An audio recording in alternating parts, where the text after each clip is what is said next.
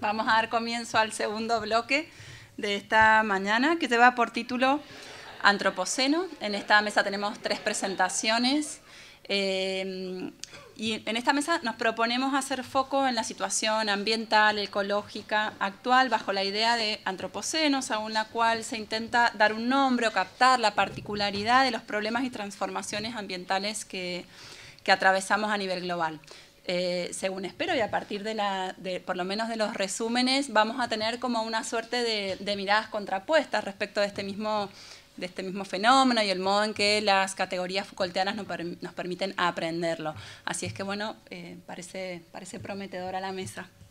En primer lugar, tenemos la presentación de Codrin, ¿así se pronuncia? Taut, ¿está bien? Ah, se me han hecho lío con los... Perdón, Codrin, si hemos estado hablando esta mañana, perdón.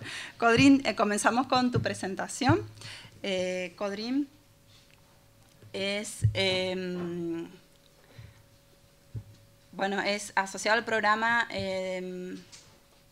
¿Quieres presentarlo tú? Porque está... Que no entiendo bien la inserción, porque es de UNESCO, otra inserción la tienes en la universidad de... perdona. En la Universidad de Rumania, ¿sí? De Cluj. No, it's not a university, it's a private institute. It's called the Auschwitz Institute that works mainly in genocide prevention and so on. And in Bucharest, in Romania, there is a field office where I'm working, and this is my second job. Actually, my first is culture expert at UNESCO National Commission. Okay. So Bien. those are my institutional affiliations. Okay. The mic is good. Should I have to switch something? Switch on, Down.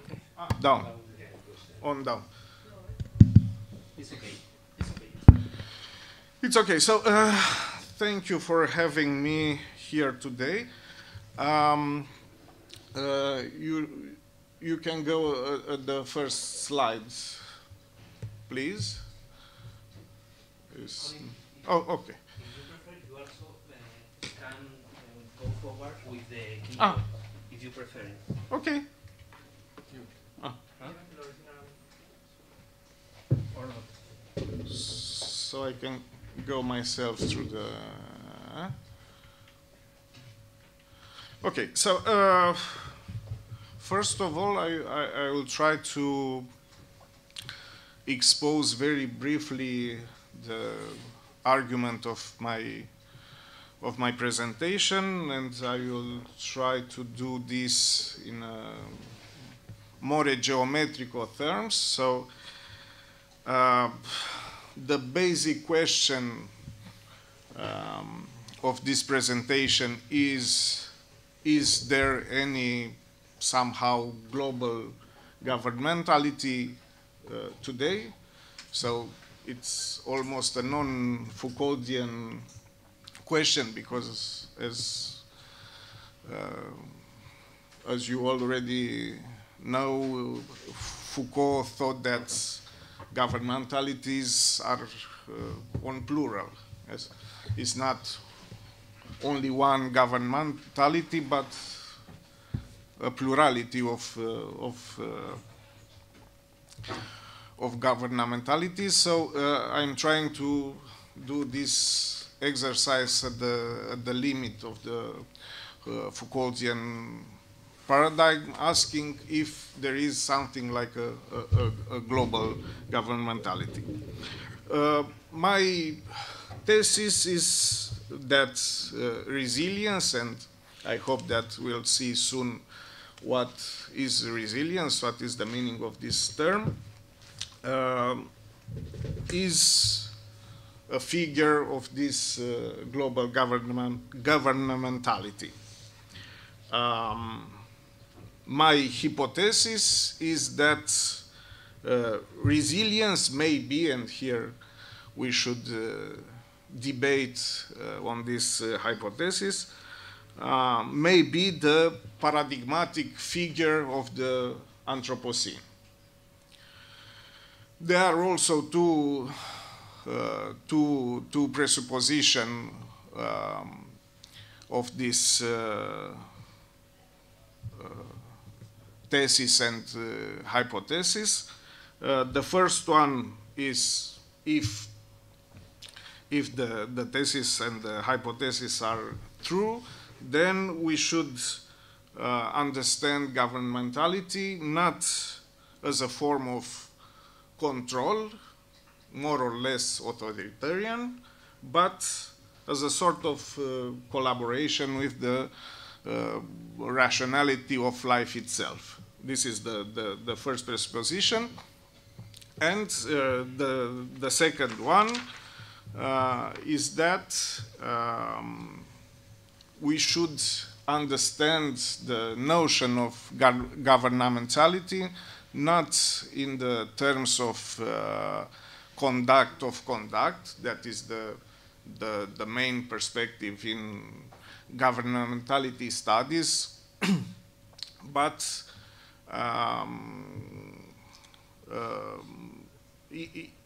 in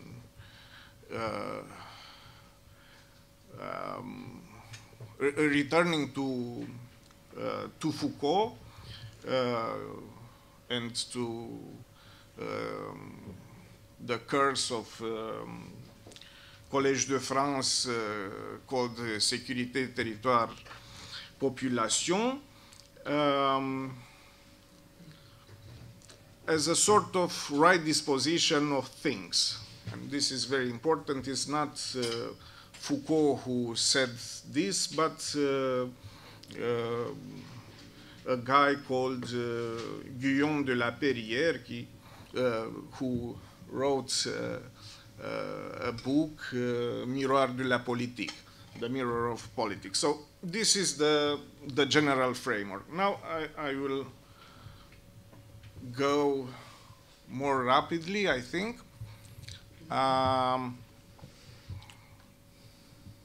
The resilience problem. So as you can see all around us, this notion is very present. It's a sort of, or it presents itself as a universal solution or a sort of universal guiding principle for global challenges, for addressing global challenges such as climate change, disasters, sustainable development, poverty, alleviation, financial crisis, and so on.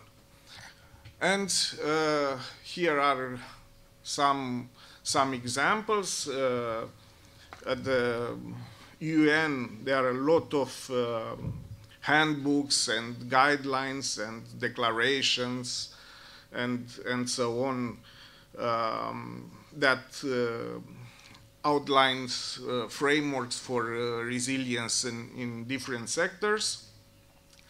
Also, NATO has incorporated it in its own strategy, this notion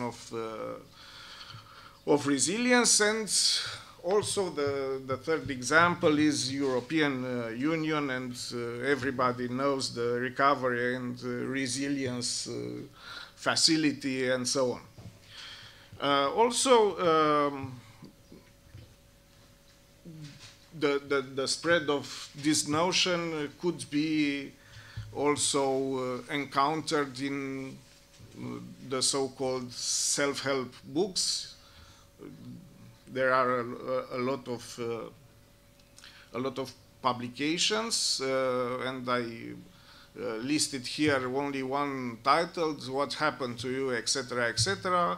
Oprah Winfrey is one of the authors, and 1 million copies sold in some months. So, okay, now for the definition, there are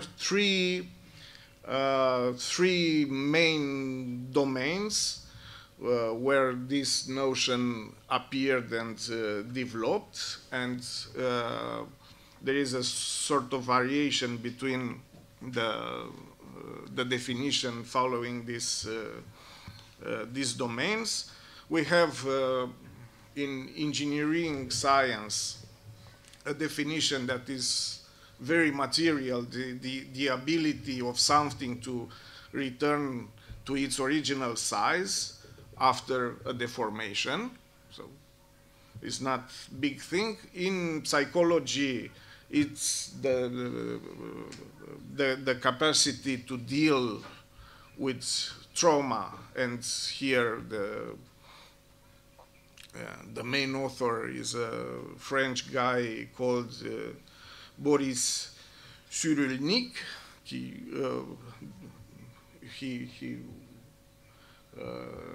wrote a lot of books on this, on the techniques to obtain this resilience. And the third domain, it's the ecology, and here starts the real revolution, the real conceptual revolution of resilience. And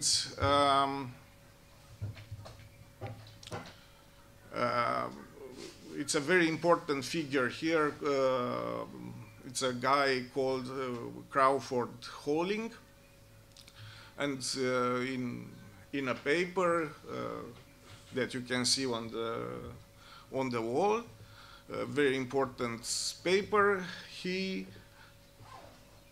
tried to distinguish between two types of resiliences. The first one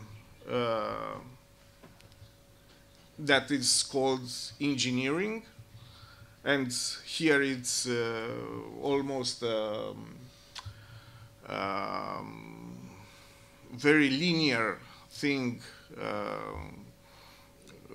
very conservative movement. It's about the property of a system to return to a certain equilibrium after a disturbance, and what he called ecological resilience.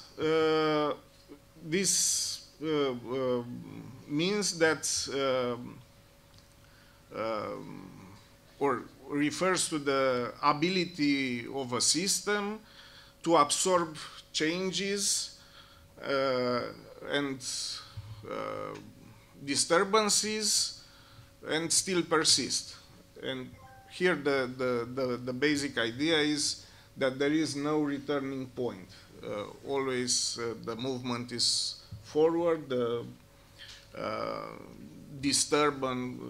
disturbance is somehow internalized by the system who adapts to it, and in this way it can go further, not backwards like in in the engineering resilience paradigm. Okay, so I already highlight the two important ideas of Holling.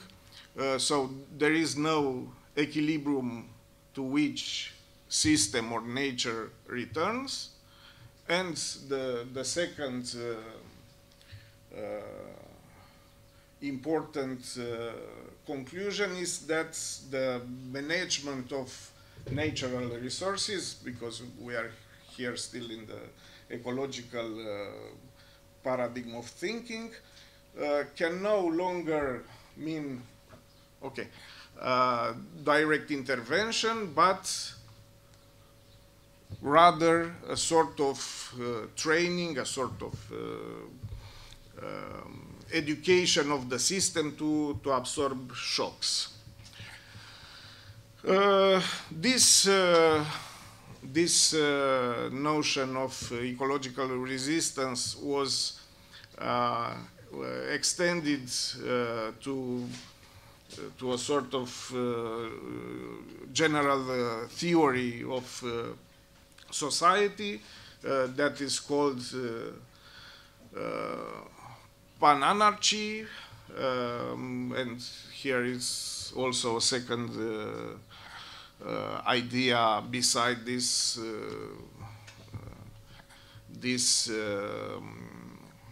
adaptation that was mentioned previously.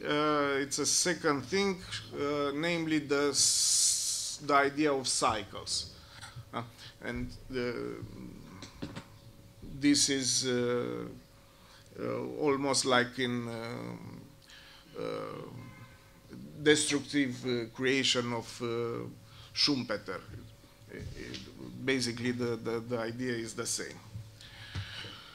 Okay, so I think, of course, the theory of Holling is very abstract, and maybe when you are reading NATO interventions or handbooks and so on, you will not be able to find exactly this type of abstraction, but I think that all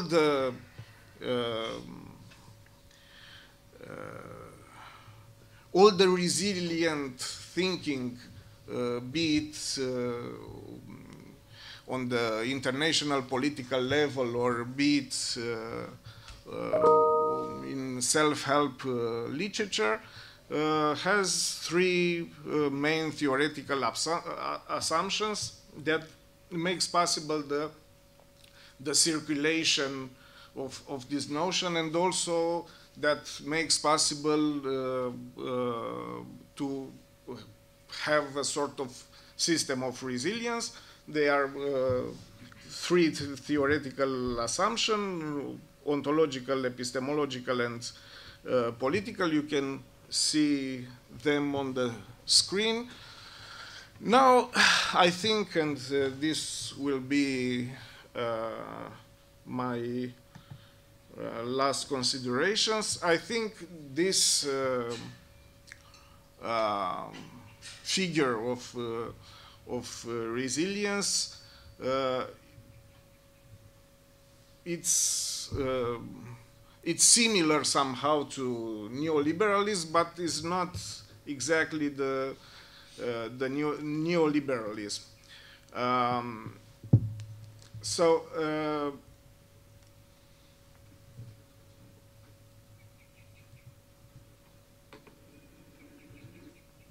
I will skip the. Let's see.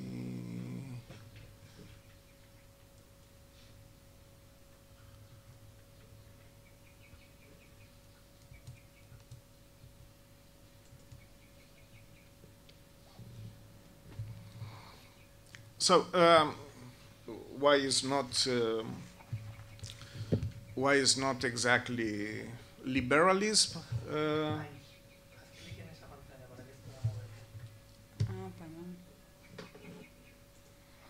Perdona.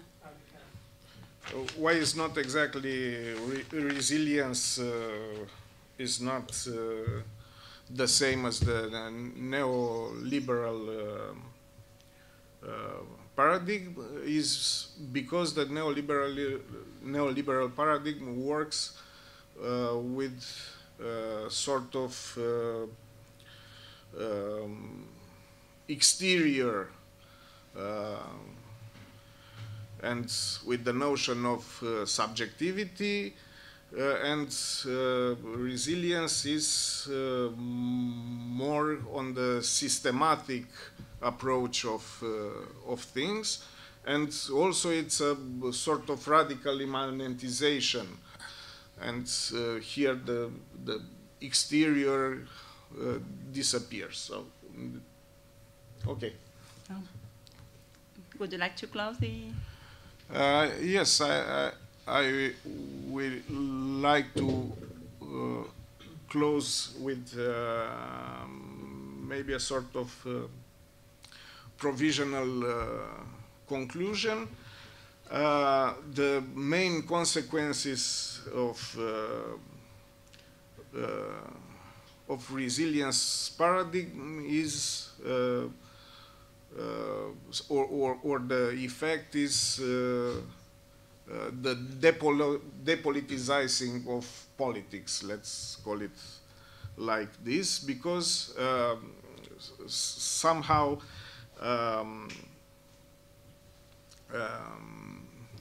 in this paradigm, as I already said,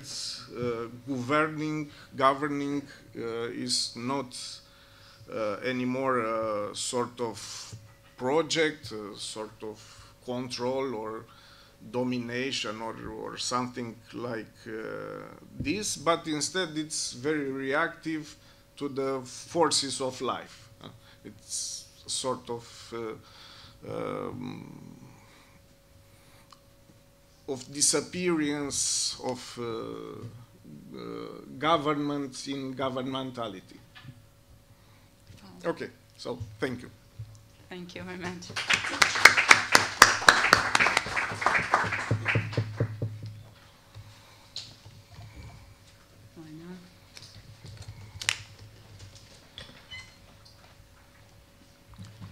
Bueno, tenemos ahora la presentación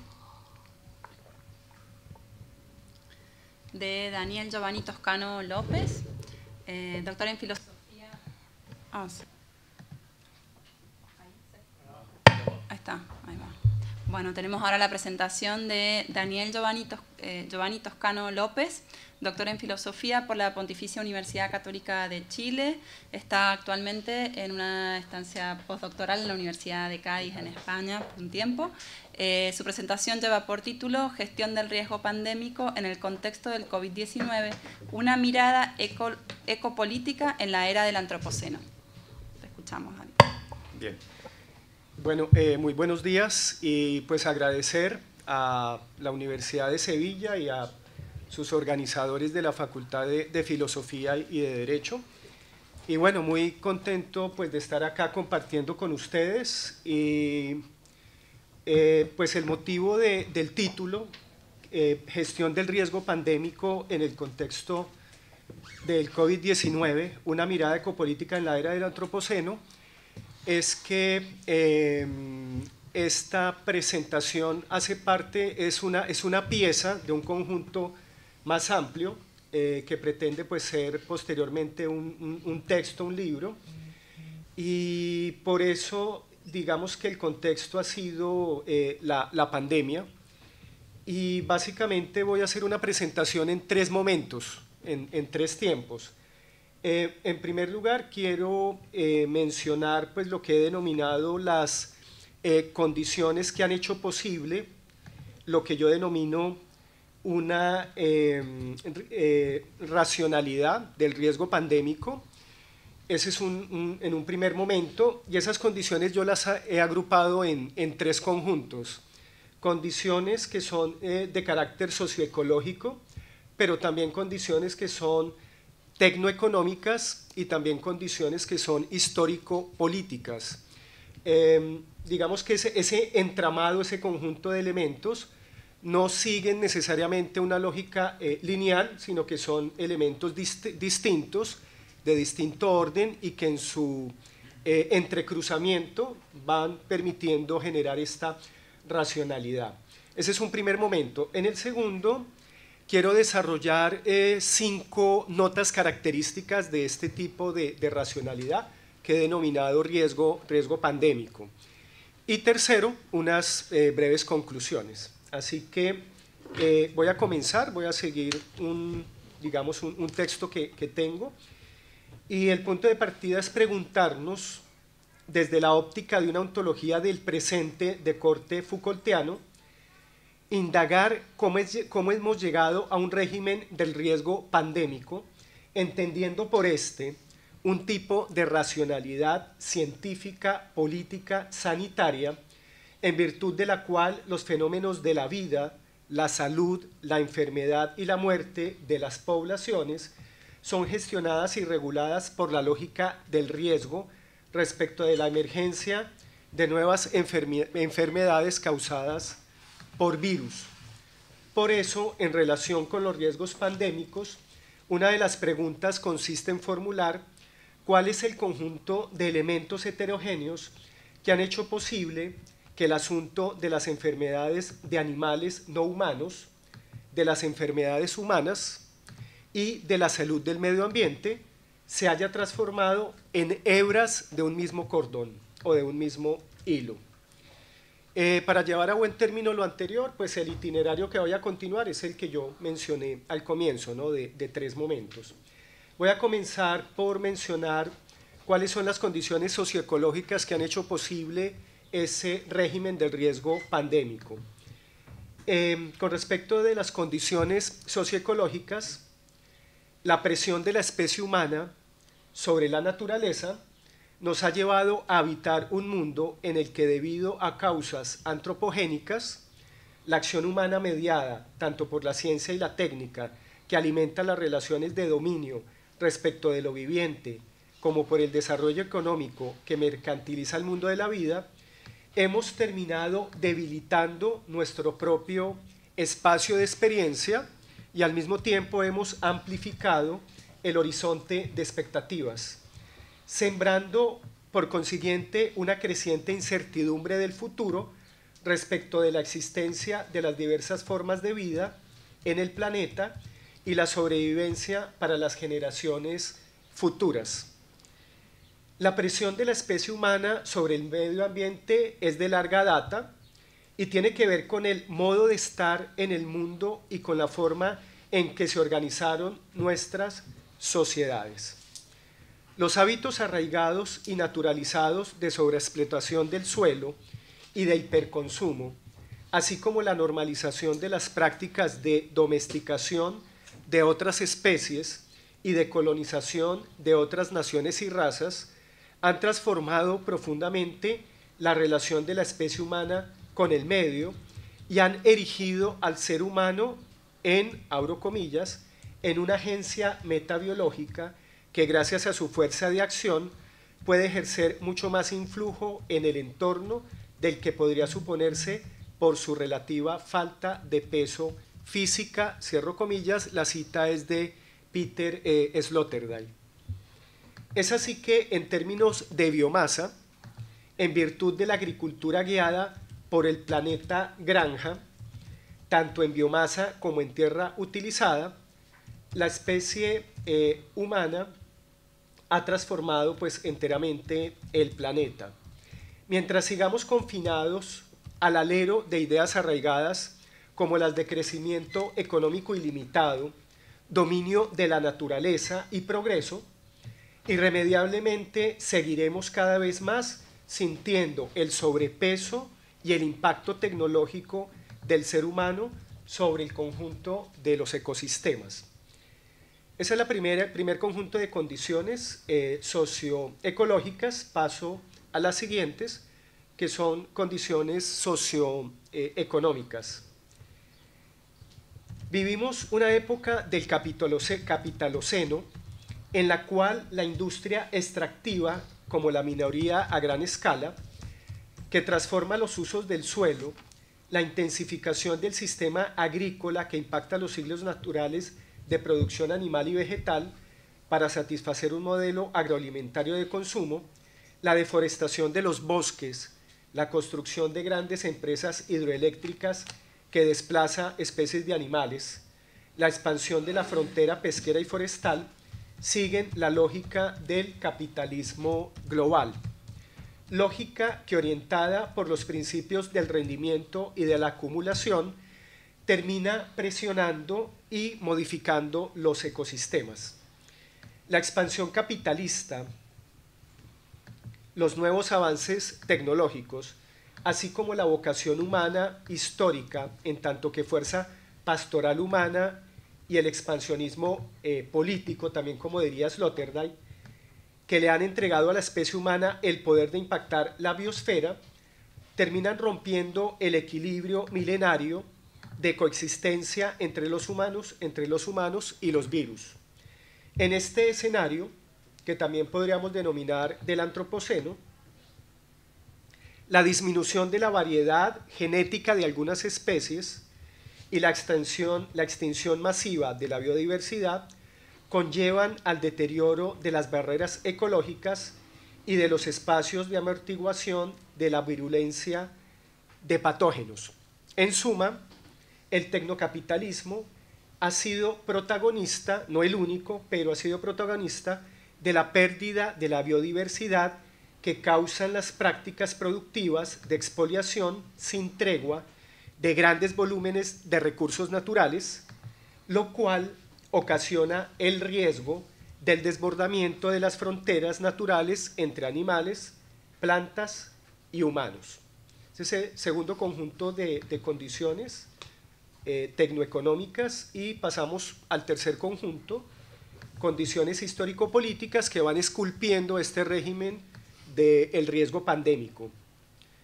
Ulrich Beck establece la distinción entre, por una parte, los peligros y amenazas naturales, que él denomina premodernas de la vida, como son las catástrofes producidas por terremotos, tsunamis, epidemias, sequías, inundaciones, erupciones volcánicas, etcétera, etcétera.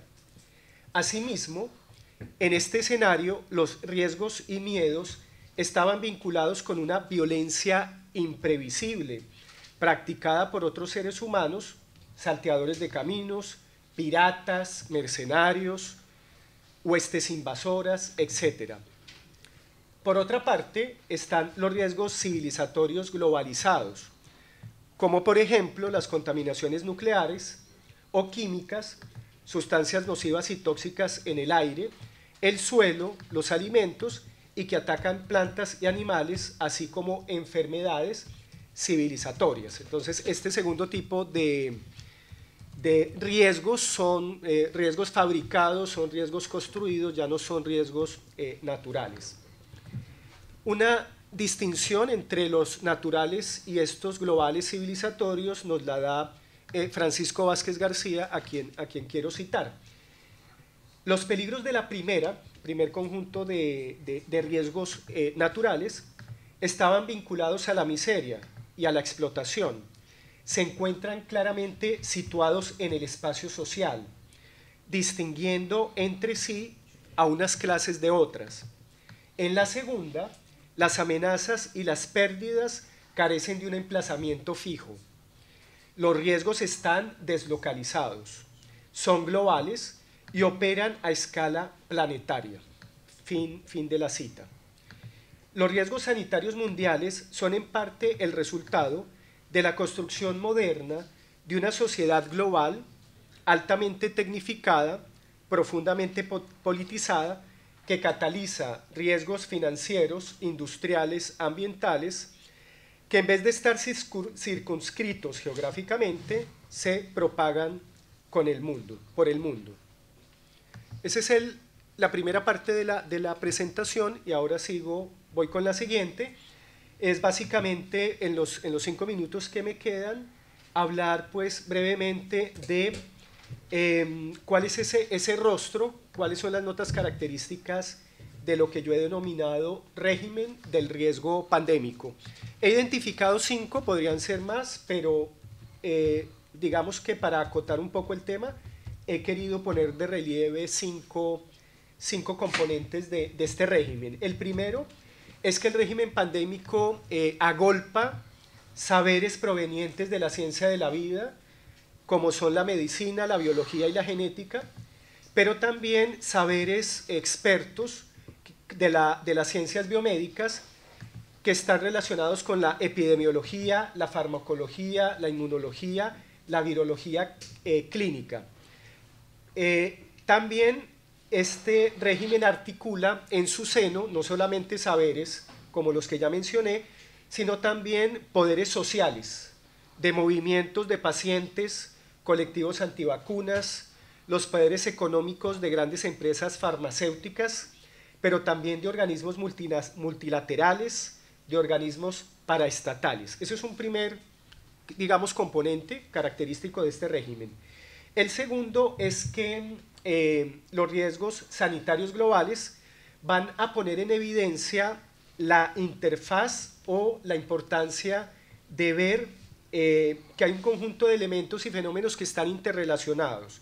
Básicamente, la salud de los ecosistemas, cambio climático, biodiversidad, ecosistemas naturales, la calidad del agua y del aire, eso está vinculado con la salud animal. Valga decir, la zoonosis, los animales de compañía, la producción animal, la investigación en animales, etcétera, etcétera. Pero también las dos esferas anteriores están interrelacionadas con la salud humana. Valga decir, los hábitos de las personas, la fragilidad de las infraestructuras sanitarias, los determinantes sociales de la salud, la higiene, la seguridad alimentarias, etcétera, etcétera. Esto ha generado el discurso de la One Health, ¿no? Una salud. Entonces, ese es el segundo componente del riesgo pandémico, segundo elemento.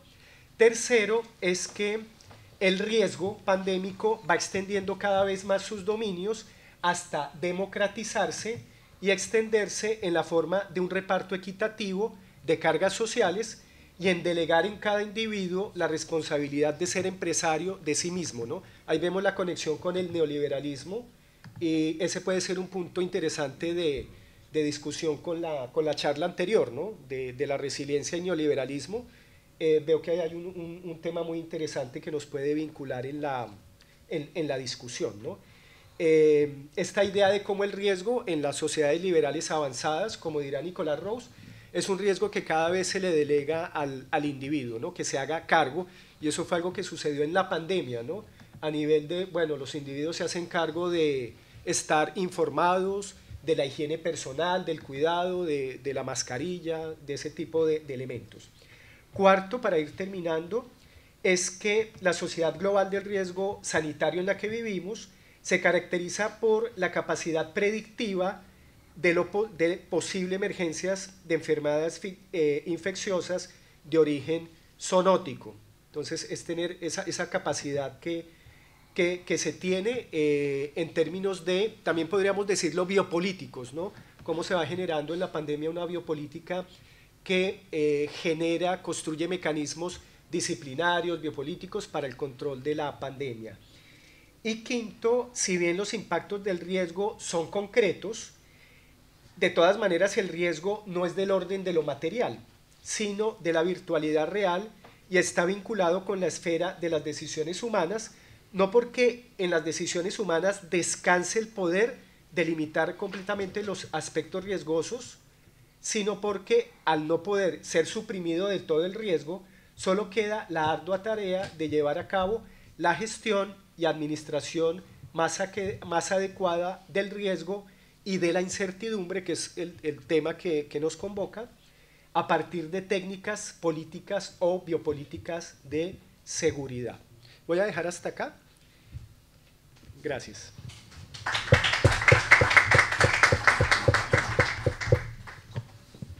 Bueno, muchas gracias, Daniel, y también a Codrín por atenerse un poco a los tiempos, pero bueno, más o menos estaba ya cerrada la idea. Vamos a pasar a la última presentación de este bloque con la exposición de Laureen Guillemin. Su presentación lleva por título Towards a Left Governmentality for the Anthropocene, Putting Foucault to the Test. Laureen es profesor asociado de la Universidad de Arte y Diseño de Cluj-Napoca de Rumanía. Vamos a hacer como la... A ver si es esa. No, me confundí, perdón. Acá está. Ahí va. Así podemos ir siguiendo. Es un texto, ¿verdad? ¿O son... ¿Is a text? Ah. Yeah.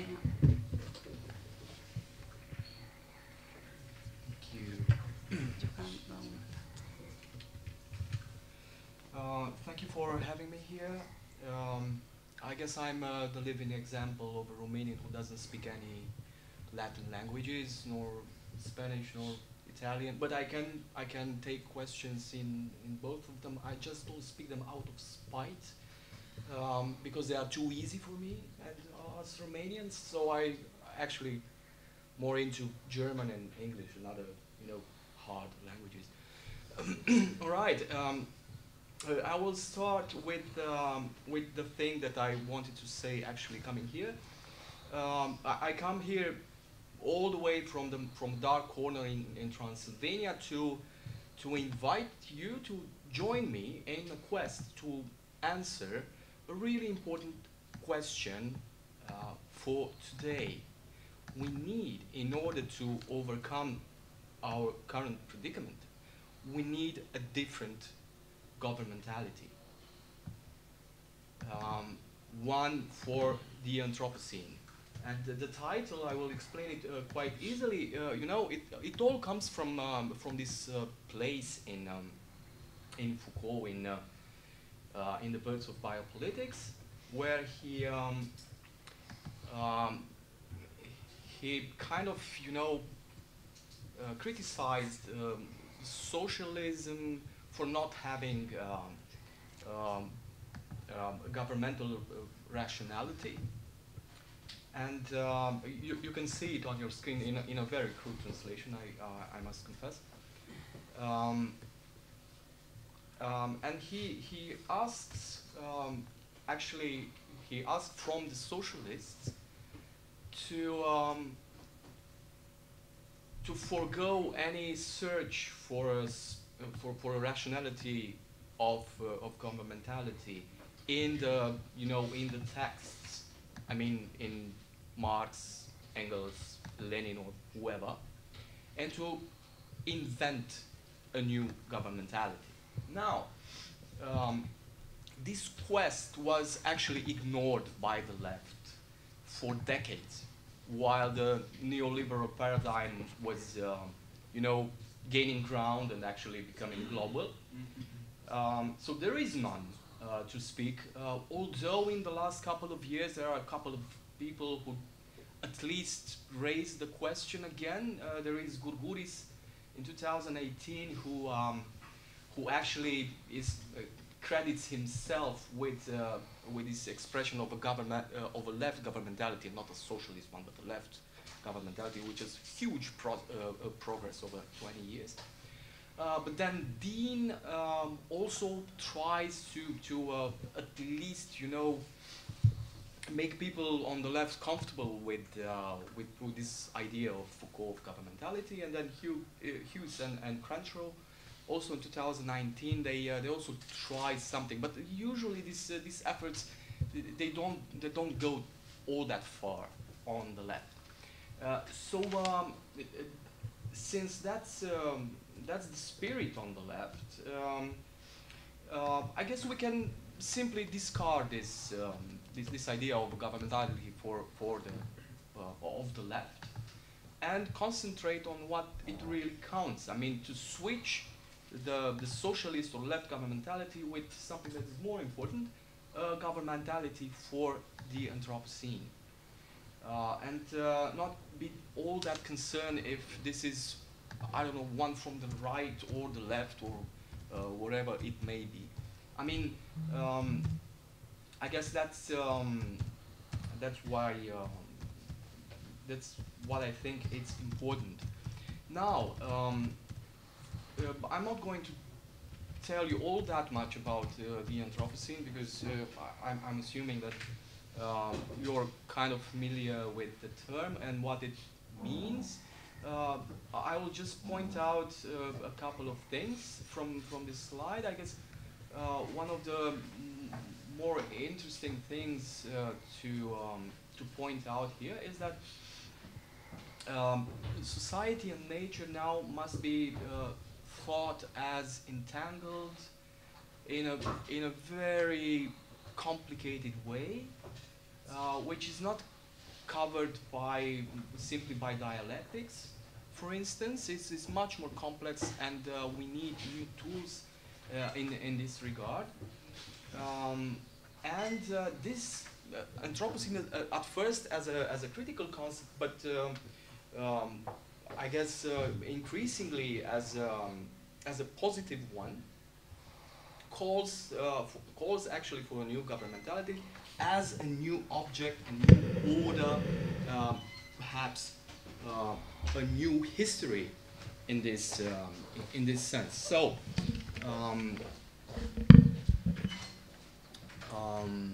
Now, why can't we make do with the old neoliberal paradigm of doing things? And since we don't have all that much time, I guess this, the easiest way to you know, to dispose of neoliberalism is to say that that it can only steer human nature or society, but not nature itself, let alone the relationship between human and nature. So that's the easiest route, I think. But perhaps I will have to give an example, and the example that I'm trying to give is has to do with uncertainty and risks. To actually to put this really clear in front of everybody who still thinks that we can somehow arrange our way into the new era of Anthropocene. No, we can't. But let me explain a bit. I've taken also a kind of a short route by presenting first this guy Zinn, a bit older book on sociology of risk and uncertainty. It's actually not a book, but it's an article from large projects in Germany, inquiring or analyzing, researching risk societies. And this sociology of risk for Zinn is kind of has its origin in this idea of reflexive society, and it starts or it ends at the idea that actually risk is a specific form of uncertainty. All government has to deal with, or exercise of power has to deal with a certain uncertainty, a type of uncertainty that it constructs and tries to manage. And what is specifically modern is the idea that uncertainty, or at least in our times, in our modern times, our society has to come up with the terms that actually uncertainty is the rule of the land right now, and we can't simply, you know, resort to controlling uncertainty and make everything orderly and certain again. That's already gone. And in this specific era, we have to understand neoliberalism as you know, understanding the realities as such. So uncertainty and risk are social constructs. They are imagined. There are many risks, many types of uncertainty, but each society will, or each form of governmentality will construct the specific set of them and set out to deal with them in a way or another. Now, neoliberalism has its own you know, way of looking at risk.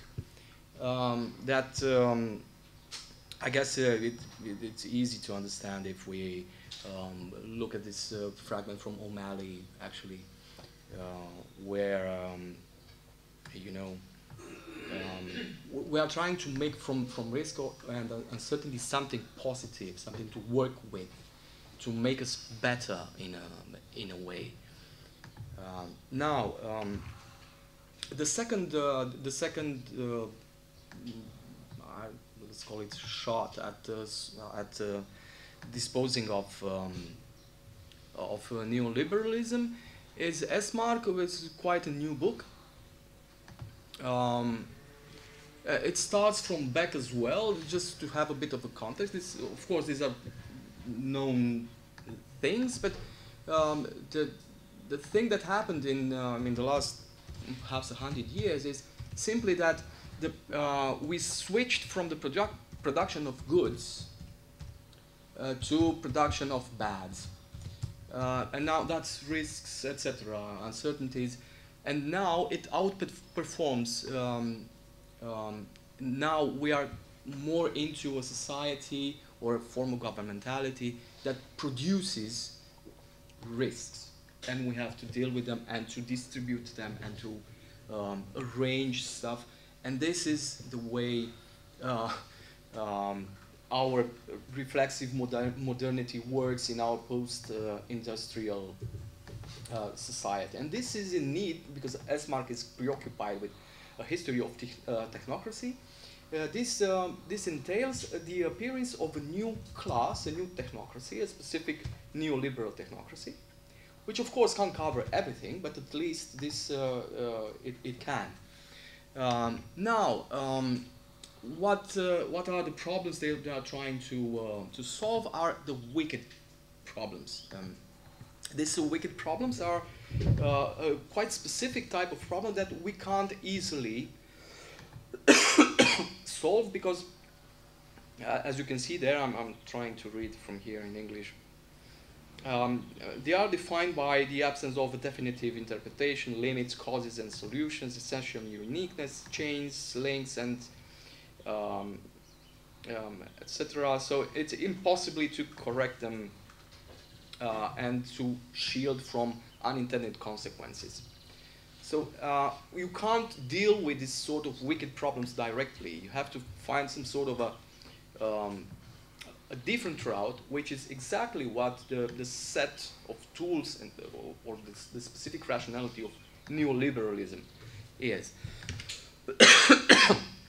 Actually, for this sort of complicated wicked problems, we have three types of solution, three solutions for our time. There is precautionary measures for bureaucracy. If we discuss the markets, then we have the laissez-faire, and then we have resilience. And resilience is actually for networks.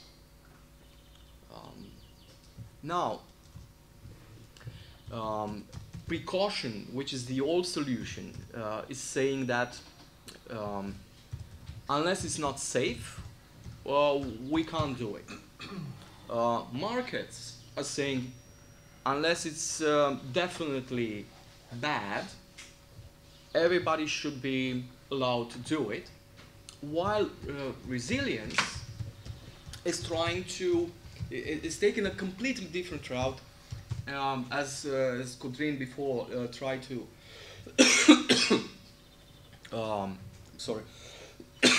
to outline. It's actually trying to arrange a sort of an innate response to catastrophes of any sort that come from these uncertainties manifesting themselves in the social or wider reality. Now, I'm not of the opinion that resilience is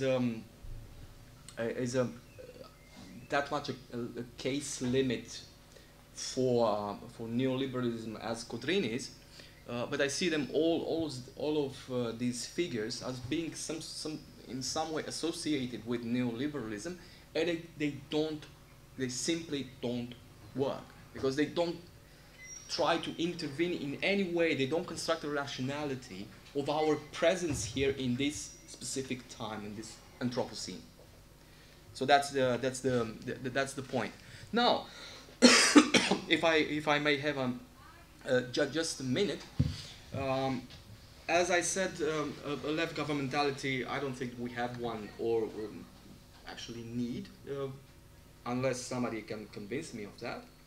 But the question remains if Foucault's concept of governmentality itself can be used as some sort of a, I don't know, a blueprint to try to invent this this new governmentality. I mean, what's left of Foucault if we are in crisis mode? We have to do something. Do we need it, or we can discard it because it's too much crowded, it's too much noise already? So I think that at first I have just two ideas here. First, that of course Foucault is not Wertfrei. He's not just analyzing objectively the reality around him. He's always concerned, has a serious concern with human freedom. And I'm not sure that this helps us that much. I mean, we have to accept right now limitation to the ontological freedom of humans. So I'm not sure if we can work with the same idea in mind. But still, the concept of governmentality still kind of holds, even without Foucault's way of presenting it or analyzing it. Now, what's to be done? A lot. I mean, we need a new epistemology that suits Anthropocene. We need a special type of rationality, a governmental rationality, one which is simple enough, or just as simple as the neoliberal one, or the others before, in order to work and to distribute this further. And of course, a whole tool bag of strategies and instruments and etc. need to be developed in order to reconstitute human society as part of the world it left to build its own. You know. So these are my thoughts for today. Thank you for having me again.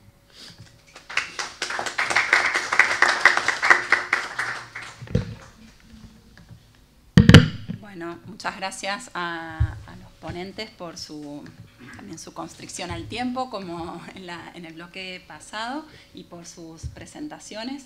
Bueno, claramente esta mesa nos convoca a pensar un tema que está fuertemente ligado al workshop tal como nos lo propusimos, al tema de la incertidumbre, como es el que intenta englobar la categoría de antropoceno, y hemos visto también presentaciones como con sesgos bien particulares en torno de la cuestión, fundamentalmente como, al menos la percepción que tengo, por un lado, bueno, está la pregunta de qué es esto, qué es el antropoceno y en qué medida esto puede caracterizar nuestra actualidad, y lo que supondría también la implicación política que eso tiene, hasta qué punto hemos construido esto como el problema de la incertidumbre, y por otro lado otras presentaciones que apuntan directamente a la pregunta de cómo gobernar ese problema, y bueno, probablemente también ahí los diagnósticos lleven en una o en otra dirección.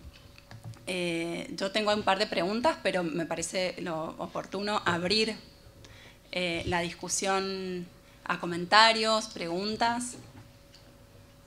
Tenemos un tiempo, sí, tenemos unos 20 minutos por lo menos para discusiones.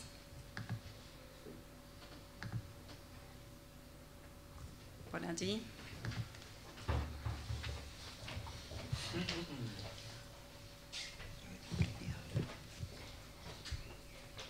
Well, thank you.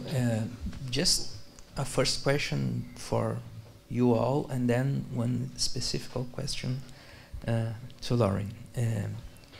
I was hearing you talk, and I thought if could be resilience be understood as a self-protection to the Anthropocene effects? That's my question for all. And then a question for Lauren. Do you have some idea of how would be this left governmentality?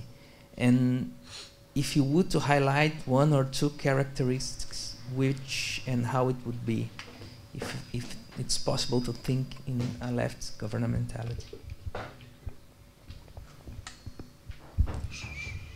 Should I start? Yeah, with resilience then. Okay. So, in my interpretation, I think resilience is a very ambiguous figure. So it's on the both sides. It is a sort of transformation of security for the Anthropocene era, let's call it like this. And here it means basically resistance in front of disruptive events and contexts. So it's like a sort of protection from or in front of the disruption of the Anthropocene. And generally speaking, in the analysis of the resilience, this is called coercitive resilience, because somehow it's a sort of intervention. But otherwise, there is also the other side of the resilience, that is a sort of internal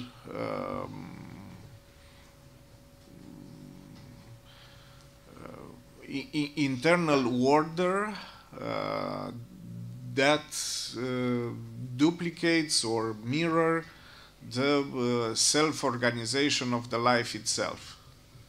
So in this case, it's not a sort of protection, but it's the Anthropocene itself. It's a figure very similar to the spontaneous order of the market, but this time is not only the economical aspect, but all the things that in their combination are making the whole system of the world, meaning not only people and so on, but also things and the earth itself. So this is the ambiguity. The resilience functions in both directions. Yeah, I'm not sure that. I mean, it's really. I think it's quite complicated to try to explain resilience to a sane person. You know, because it looks like. I mean, we understand risk. We understand socially how to deal with risk. You know, we have society to help us deal with risk. We have. I don't know, we have all these forms of socializing risk and distributing it, and you know, all these social buffers that we developed, you know, in our modern society more than ever before.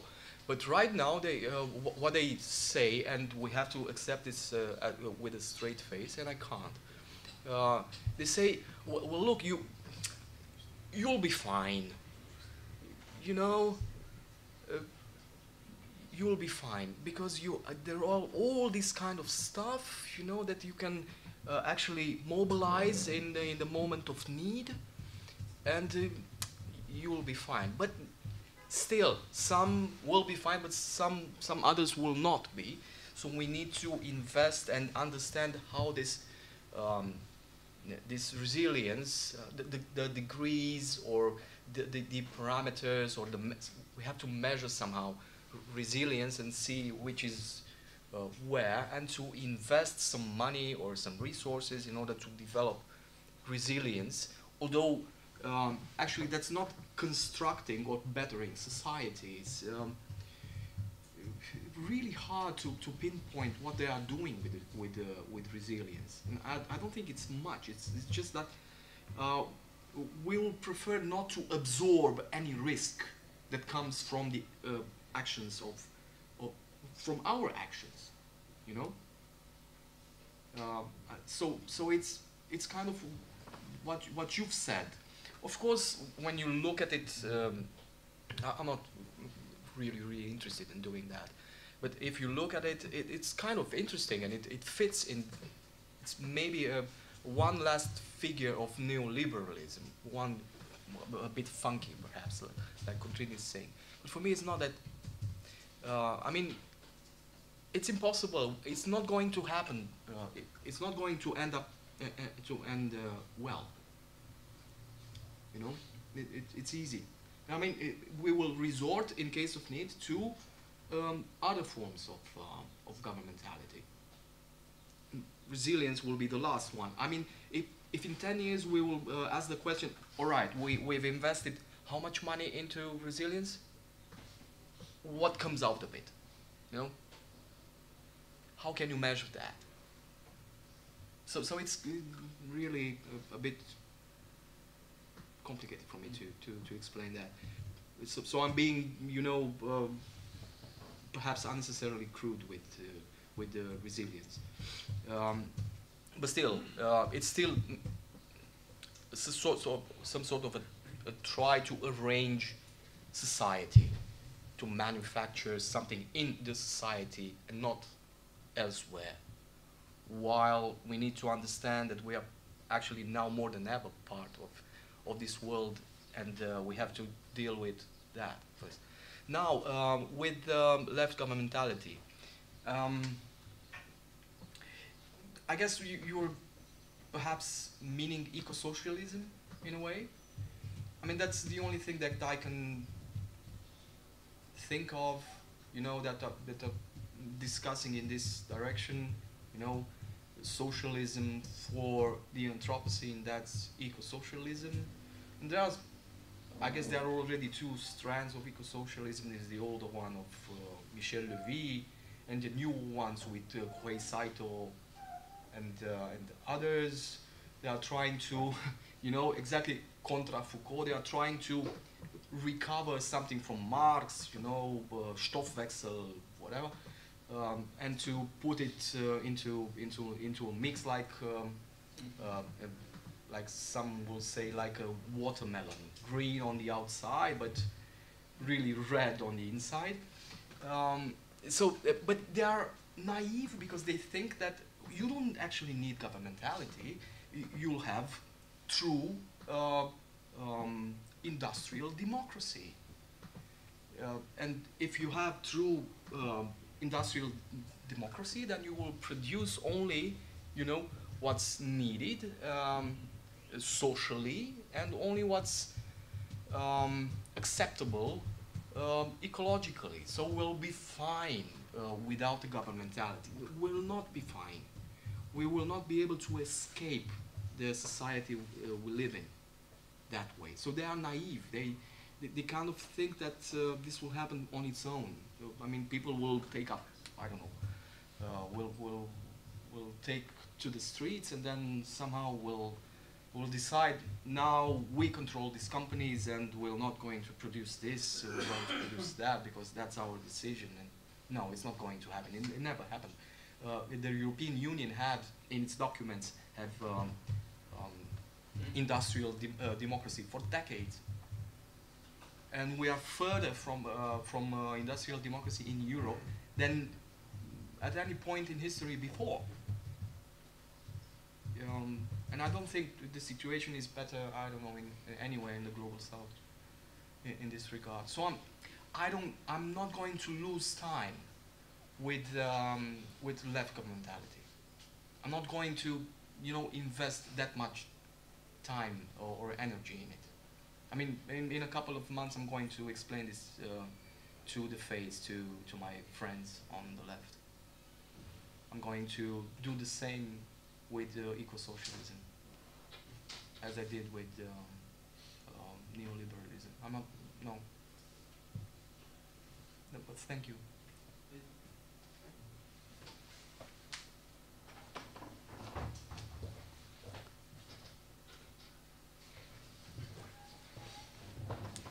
Sí, yo lo que quería decir es que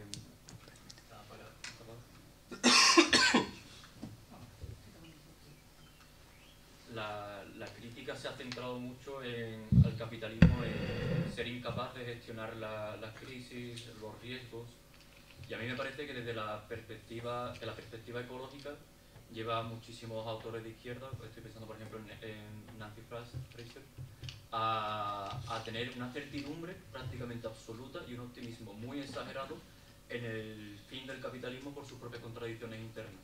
Es decir, Fraser, por ejemplo, en Capitalismo Caníbal no hay sujeto revolucionario porque prácticamente dice que el capitalismo, entre otras cosas por la ecología, caerá solo directamente. Es decir, no hace falta hacer absolutamente nada, sino que por su propia inercia caerá solo.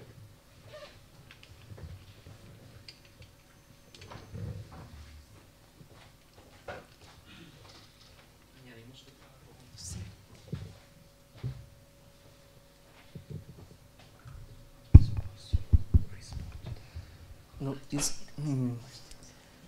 just a more or less a methodological thing, because I'm very interested in this concept about ontology without freedom and so on. But I think in this conception of risk within Anthropoceno resilience, perhaps from the Foucauldian point of view, there is a kind of naturalization of risk, because the point is there is a previous phase before we have this natural risk about ecology, Anthropocene and so on, and then we have to do a governmental thing. We have to manage them or whatever. In this point, it is obvious impossible thing. It's impossible to develop a governmentality on that.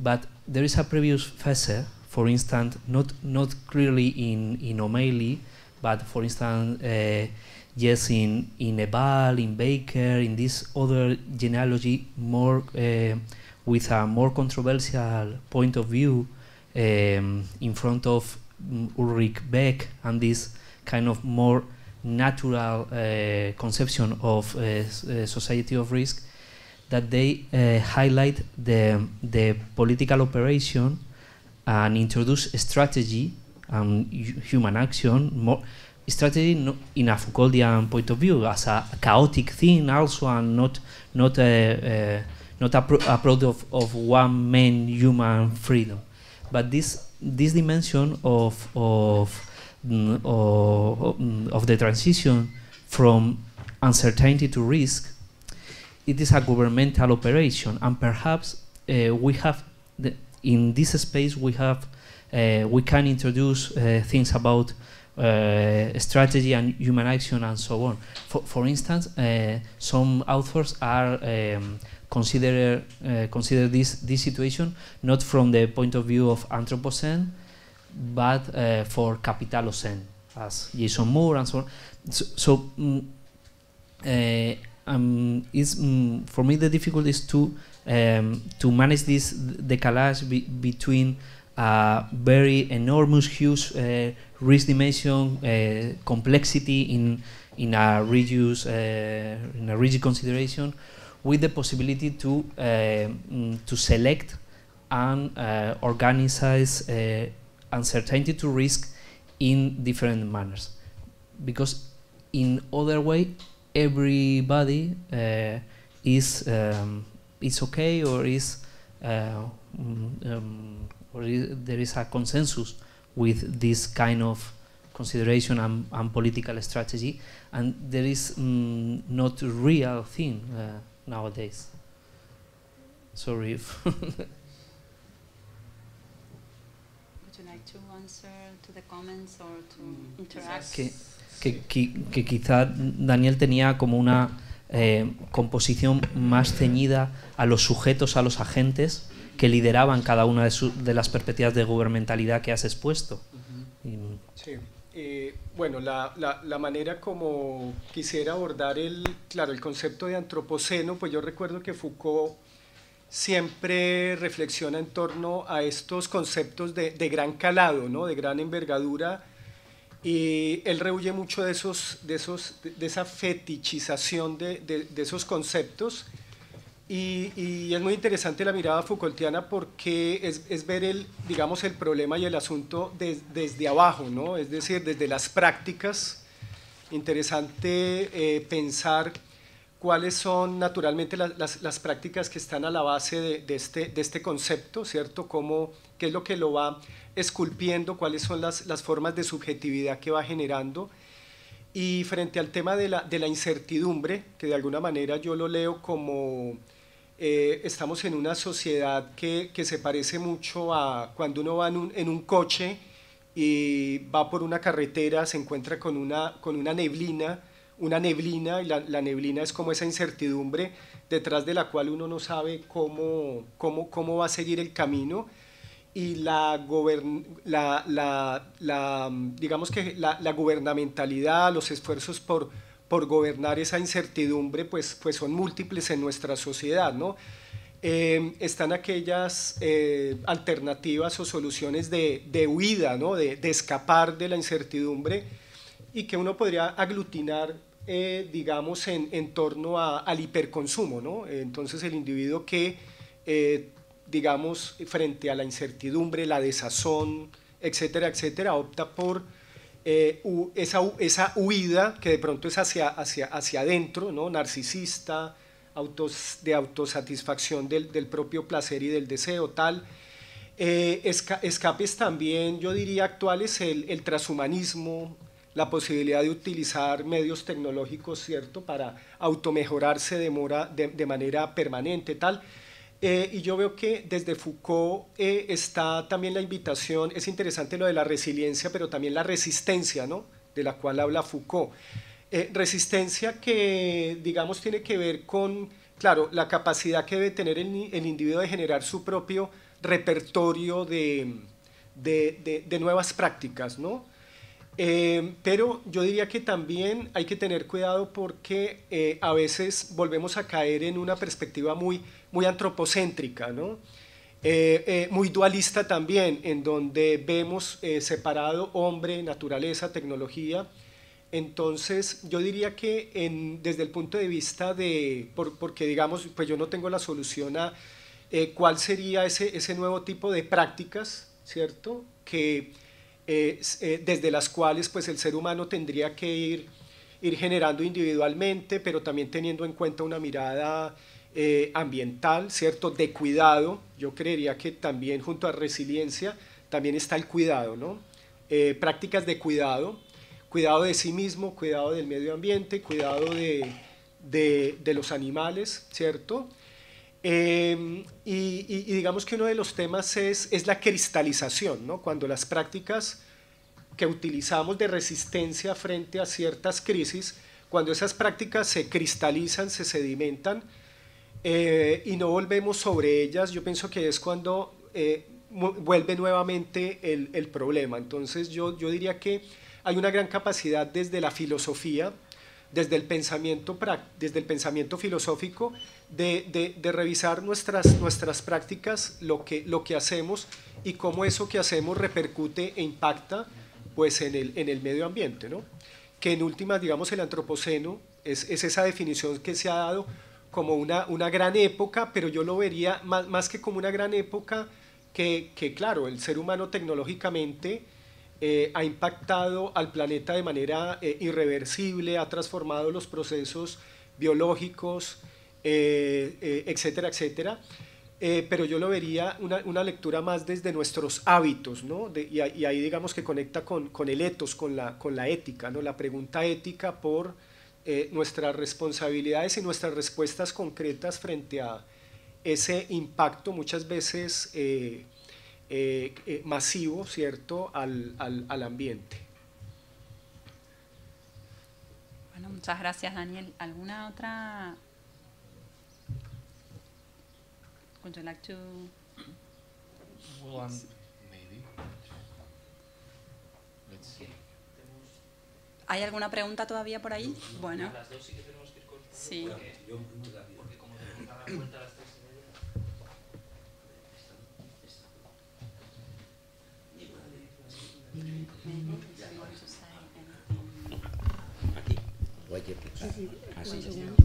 Ahora, gracias. Bueno, muy agradecido. Las tres comunicaciones han sido realmente brillantes. Recordar también que estamos cumpliendo 40 años del fallecimiento de Foucault. Estamos en un proceso de resiliencia también con respecto a esto. Es decir, que veo que todos le echamos mucho de menos también y que estamos corporalizando algunas cosas. Pero bueno, independientemente de esto, bueno, recordar dos cosas. El concepto de resiliencia es un concepto muy mecanicista hoy por hoy, habría que matizar algunas cosas. Sé que no hay tiempo ahora, no hay tiempo para trabajarlo, pero es un concepto muy mecánico que en cierta medida está proponiendo una especie de positivismo donde determinadas energías van y vienen, se reincorporan, etcétera, y bueno, sé que no hay tiempo, pero habría que recordarlo. Y por otro lado, que es fácil caer en la idea de que riesgo e incertidumbre tienen, es decir, son palabras similares y no lo son. Es decir, el riesgo tiene que ver básicamente con una cuestión de gestiones, tiene que ver con una externalidad de la gestión, mientras que la incertidumbre está dentro de los conceptos de la subjetividad.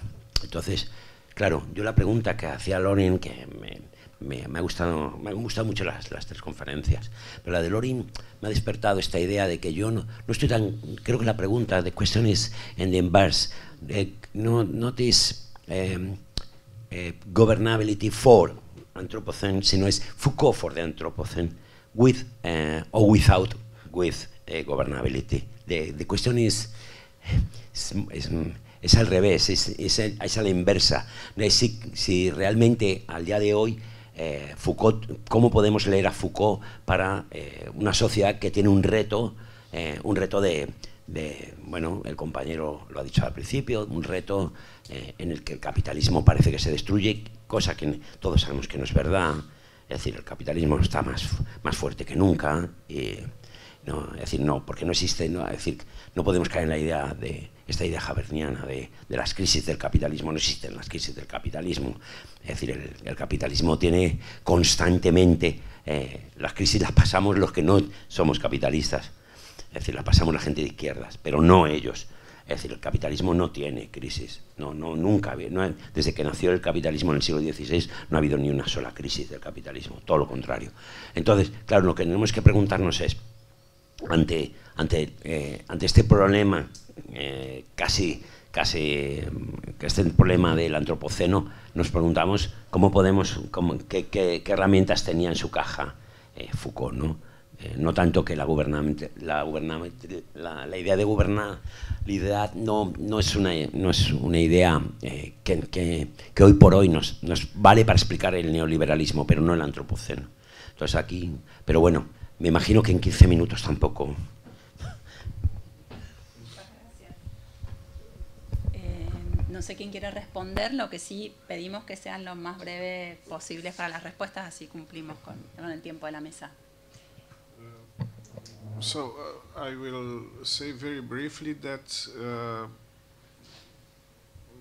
the governmentality tools are, as Florin Lorin has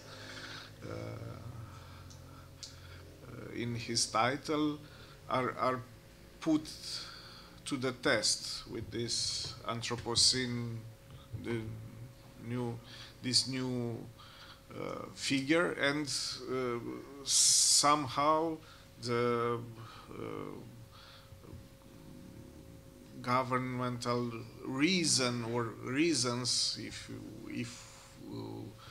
we want to put this in a plural, are displaced by the Anthropocene. They are not remaining the same as the neoliberal thing and so on. So that is my perspective, and somehow looking back to our buzzword risk and uncertainty, I think it's very uncertain what will be the figure of the governance or the governmentality of the Anthropocene, because and this uncertainty is not a sort of empirical limit of our reason. It's more likely to be a transcendental limit to put this in these terms, because it's programmatic. The Anthropocene is producing uncertainty. It's not terra incognita that one day we'll be able to know, and so on and so forth. The whole mechanism of the Anthropocene is producing this uncertainty. So that's why the governmentality paradigm cannot rest, cannot be the same. Just one word, if I may. I mean, of course, probably that we can't have a good society in the Anthropocene with the current form of capitalism, but and probably we can call it instead Capitalocene, perhaps. But capitalism, if it falls by itself, I don't see it, or it will be helped to fall, will still need a governmentality. So I'm not, discussing about revolution of any form, but what happens after the collapse, if it comes to pass? What then? That's the idea. Thank you. Bueno, ahora sí, muchas gracias a los ponentes y damos por cerrado el bloque. Nos volvemos a encontrar a las 3:30, ¿verdad? Bueno, muchas gracias.